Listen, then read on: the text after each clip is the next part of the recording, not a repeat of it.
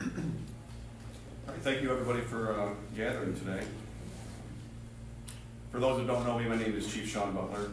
I'm the Chief of the Auburn Police Department. Just some housekeeping before we get going. Exits obviously straight down the stairs to the left or straight to the front of the building. Bathrooms also to the left towards the mayor's office. You'll see the water fountain, there's a door right there. I would like to thank you all for joining us today on this update from our November 15th, 2019 homicide investigation that took place at 8 Delevan Street in the city of Auburn. This is the first homicide in the city of Auburn since 2013, and this collective group of professionals assembled here today take pride in protecting our community. So when a violent crime occurs that is, of course, vicious and senseless, we all take it very personal. Before we get started, I'd like to introduce some of the individuals gathered here today with me. They're all integral assets in getting us to this investigation to the point it is today.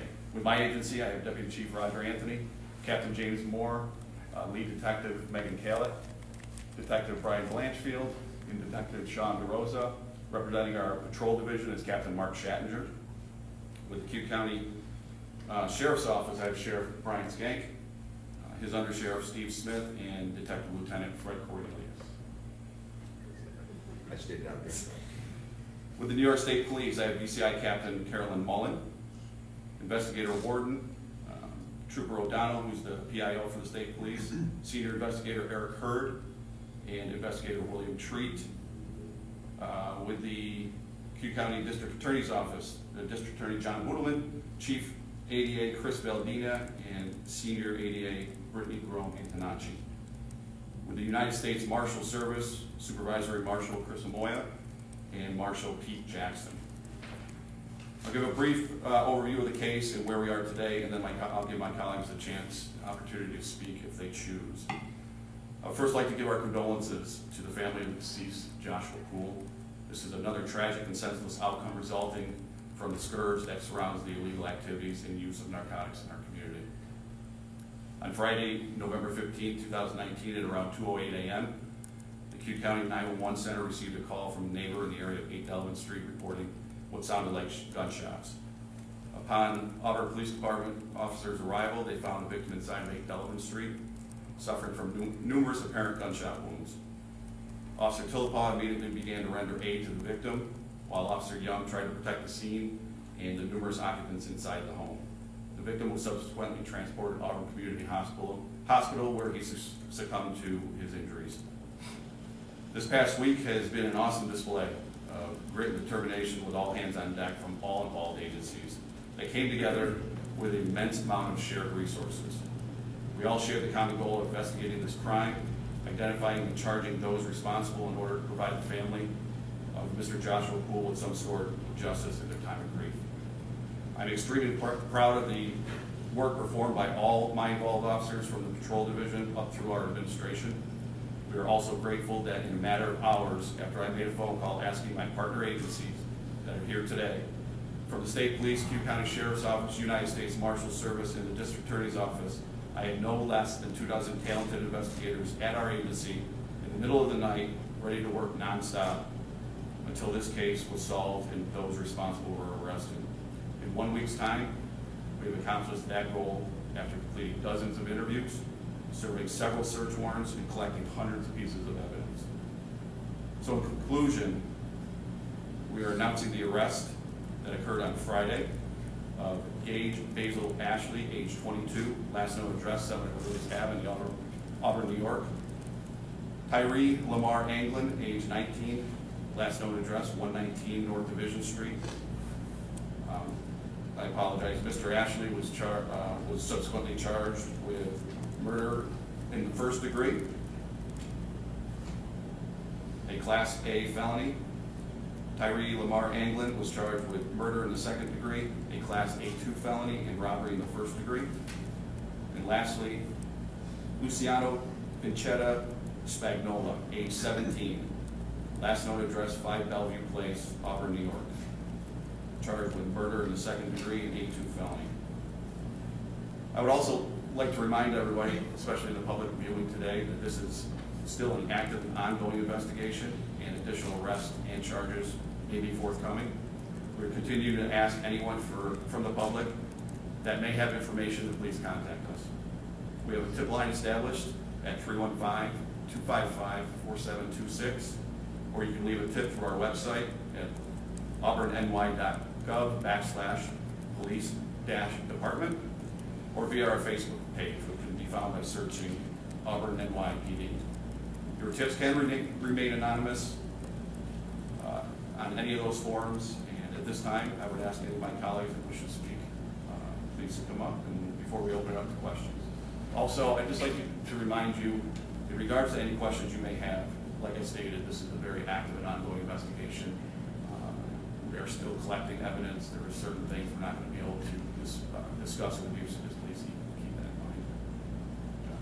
Just going to, as the chief indicated, this is our first homicide since 2013 here in town, and therefore it is the first homicide under the chief's watch as chief. He obviously, as head of the detective unit, had been over a number of them, but I wanted to just make note of the excellent job he did and the great cooperation we had from our fellow agencies, bringing this very serious violent crime to an arrest promptly. So just want to thank everybody for their help.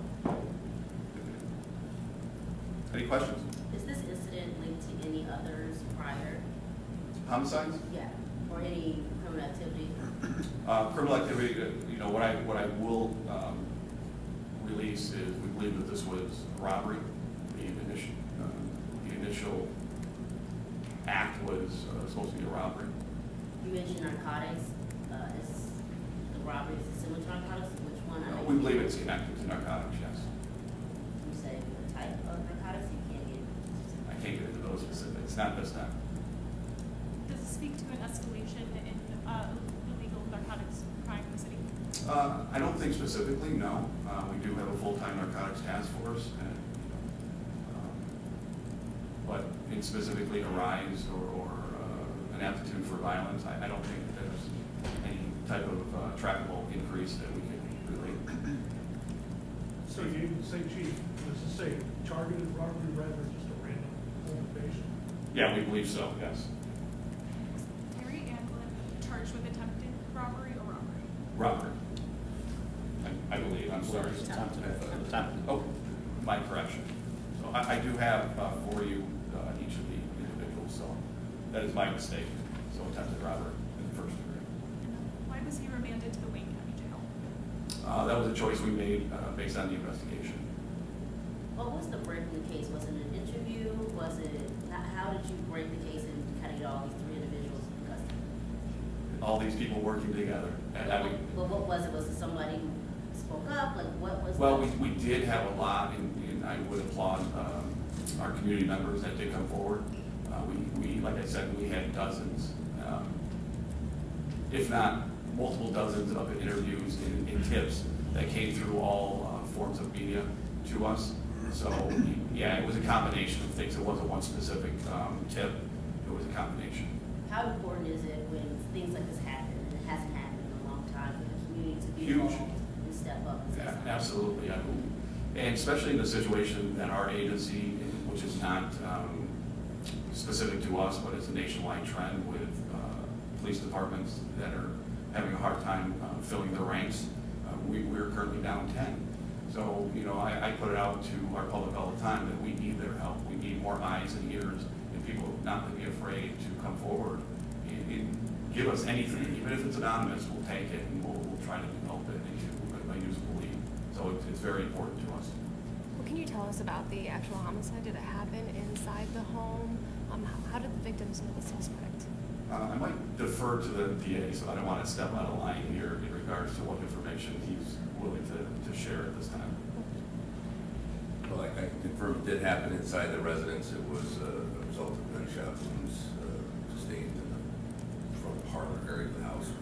Beyond that, I don't want to give out too many specifics about the case. Can you tell us how the suspects knew the victim? Were they friends? What do you know about that? Well, that I can't. No, we're not going to get into that right now, and I don't think it's been established if there was a known relationship with the victim.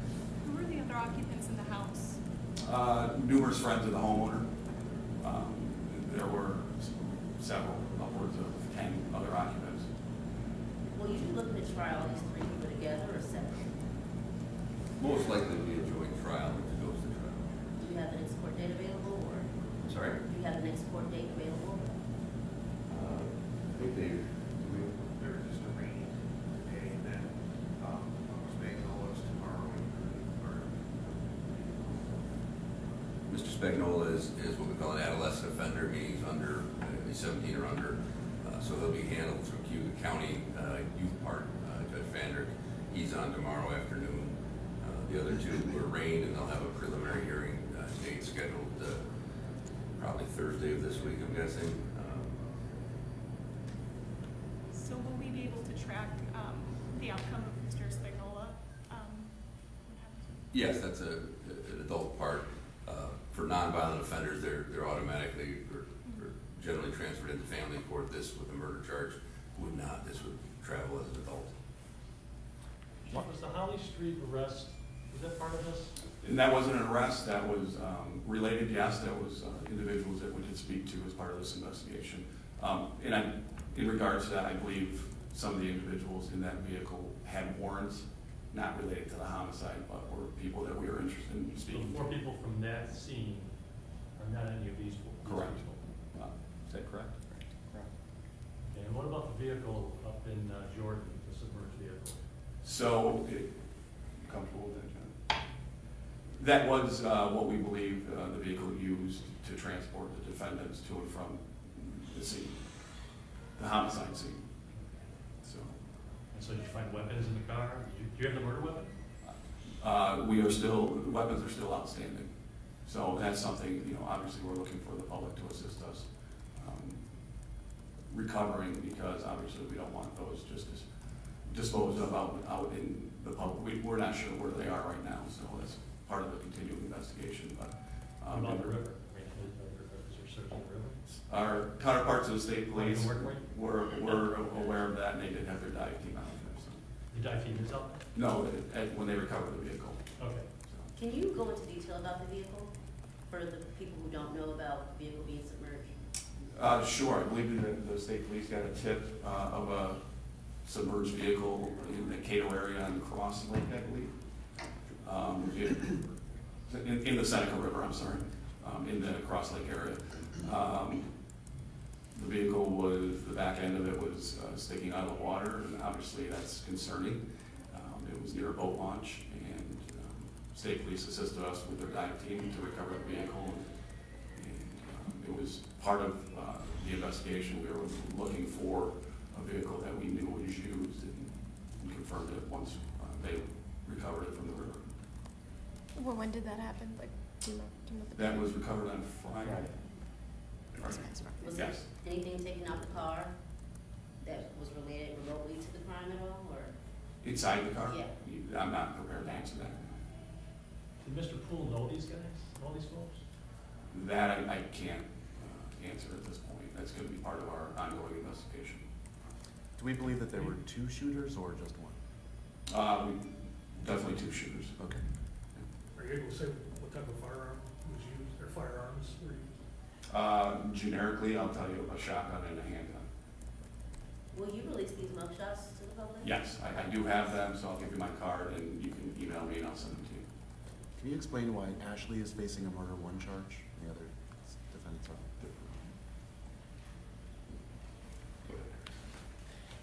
It's because he was one of the shooters, and Mr. Cagnola is 17, and you have to be over the age of 18 to be charged with murder in the first degree under New York law.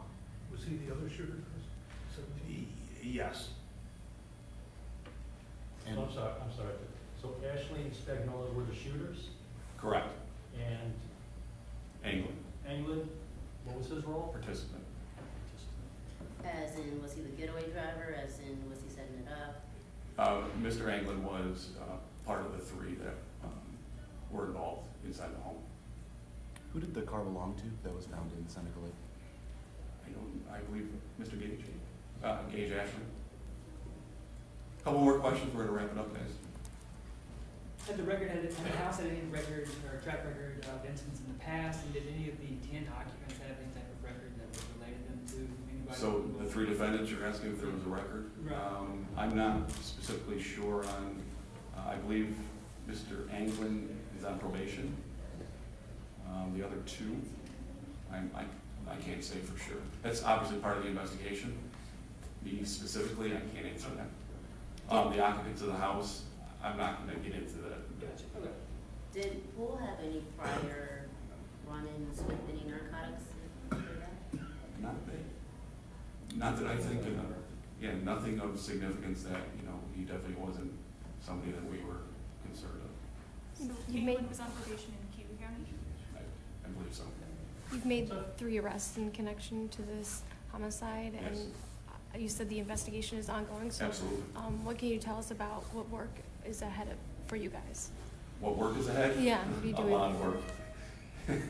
These guys are gonna go back and start putting together this, we have the probable cause for the arrest. That's obviously one of our main goals was to get these violent offenders off the street. So now they have to really go into the reporting, all the evidence needs to be processed. I mean, there's weeks and weeks ahead of work. So I do not envy my team here, but they'll get it done. I know you still haven't recovered the murder weapon. The community can be a big help in that. Huge. Can you go into detail more about the weapon so we can report it in a way where? So as much as I already released, like I said, one weapon was a shotgun, one weapon was a handgun. So that's all we're willing to release at this time. And just to be Both clear, weapons are unaccounted for. Correct. Did you touch on what type of narcotics? Are we dealing with heroin? Are we dealing with- It's integral to the investigation, so I'm not gonna release that at this time. and just to be clear, you're not gonna say whether it was money or drugs that were robbed? Correct. And It's can a you say- robbery. Can you say how much dollar value of the proceeds was taken? Like, No. You gonna wrap that up, guys? Okay. And I do have individual photos here. Please, I'm sorry, on Mr. Anglin, that is an attempted robbery first, so that was my mistake on that. And then if you email me, I'll get you the mugshots as well. Okay? Thank you, everybody, for coming.